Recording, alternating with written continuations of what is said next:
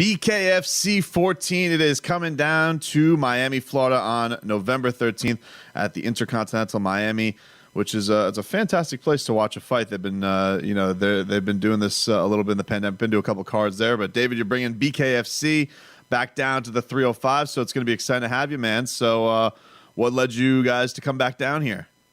I mean, South Florida is the spot for us right now. It's a great place for us to do fights. There's a lot of fight fans down there, and there's a lot, the population's good. Obviously, during COVID, there's some problems. So we're allowed to have a limited crowd, and we are. It's going to be a sensational card. I wish that we could do a building where we could fit 4,000, 5,000 people, because I think we would sell this one out easy. It's a great fight card. Louis Palomino versus Jim Allers is the main event for the 155-pound strap. And then the co-main event is Dat Nguyen, a very, very polished and established boxer, will be fighting for the interim world championship against Reggie Barnett, because his initial opponent, Johnny Bedford, who is the 135-pound champ, was forced to pull out for injury.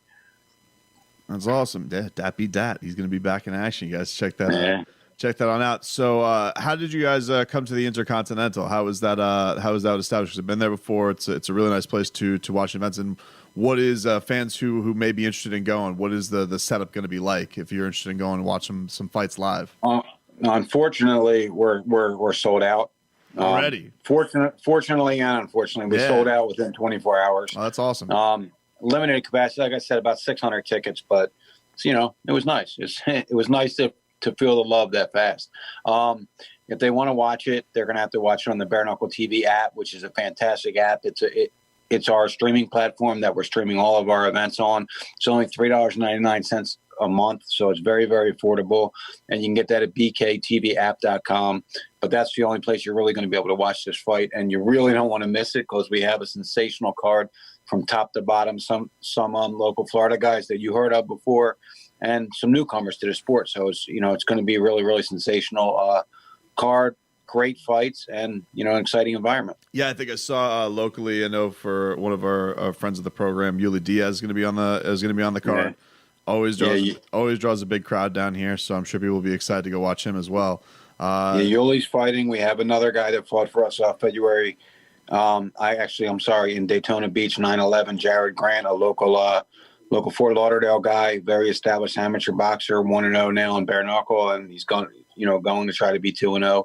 We also have another guy that you may have heard of. I'm not sure if you heard of Brutal Jake Bostic, but he's a really, really good fighter from England. Yep. He's training in Miami now. He actually trains Timberland. So Timberland's going to be there in attendance. So I think it's going to be a great event. It's going to be star-studded, for sure. I'm getting a lot of celebrities asking to come out. So we reserved a lot of seats for those kind of people. I think it's going to be a really good showcase event for us. Limited attendance, but a really nice boutique feel. What was the card like at 9/11? How did you? I know you guys. I was there for the press conference on that. I wasn't able to make the drive up to Daytona, but how did you like how that all turned out? Just, I'm sure it was tremendous to throw it up. It was tremendous. It was our app. It was our first show on the app, so we had a little hiccups there for about 20 minutes, which with the worst 20 minutes we could have had. It was like 8:55 to 9:15. You couldn't get in, but once they got in, they loved it. That's everything's repaired on that. That's fantastic now. But the fight card itself was the best fight card we've had since the inception of Bare Knuckle Fighting Championship, and the stuff that we were able to do for 9/11 was fantastic. We got to honor some fallen soldiers. We got to honor just the police, the firefighters. We let a lot of them come out. It was a tremendous event from that standpoint, and from a fight standpoint, Brandon, it was unbelievable. Like the best fight card. Do you think do you think it was a case of good matchups, or do you think that because you guys are starting to roll out and more guys are fighting more commonly, are guys getting better at bare knuckle and making the fights better? Great question. I think people are getting better at bare knuckle. They're learning what's good and bad about the sport. But the thing is some guys get so good at bare knuckle that they try to run and dance a little bit. And those are the kind of guys that aren't going to make it in this league, because we're all about excitement, fast-paced excitement. So I think it's about great matchups, but we're getting a better quality. As we're being able to expand now, we're getting a better quality, not only athlete, but a better quality fighter now too. We're getting former world champions, boxing world champions reaching out to us left and right. big time UFC stars that are currently on the UFC roster that are reaching out. When my contract expires, I want to cross over. It's something, I think it's very intriguing because it's something different that they haven't done in the past, but it's also a chance where, let's say you're a top 30 UFC guy, not a top 10 UFC guy. Well, now you get a chance to be a star, like the star in bare knuckle fighting championship very, very fast. Yeah, I think we talked a little bit about that because you guys, it was the day you guys signed Paige, and you thought that was going to be a big, opener for you, like that you actually got somebody with a big name after you guys been fishing for so long, trying to almost, as Pat Riley says, get your whale. And you got you got a big name in Paige, and you thought that was going to show a lot of people that you guys were for real. And have you I guess seen that trickle down as the months have gone on since then?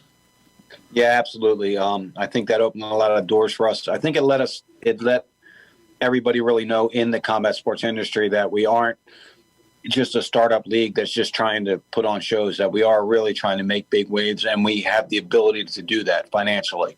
And I think that was a big play for us. And we're getting, like I said, they're all reaching out now. Some don't make sense for us and some really make sense for us. So it's a great opportunity for us now to be able to select those kind of people. Like, we can pick and choose and say, nah, it's probably not the right fit for us. You are the right fit for us. Before we were like, oh yeah, you want to fight for us? You're in. And now we get to make that selection just a little bit. And not, that wasn't like a conceited statement to make. That was just like, I think we're seeing where this sport's going now, where people are attracted to it.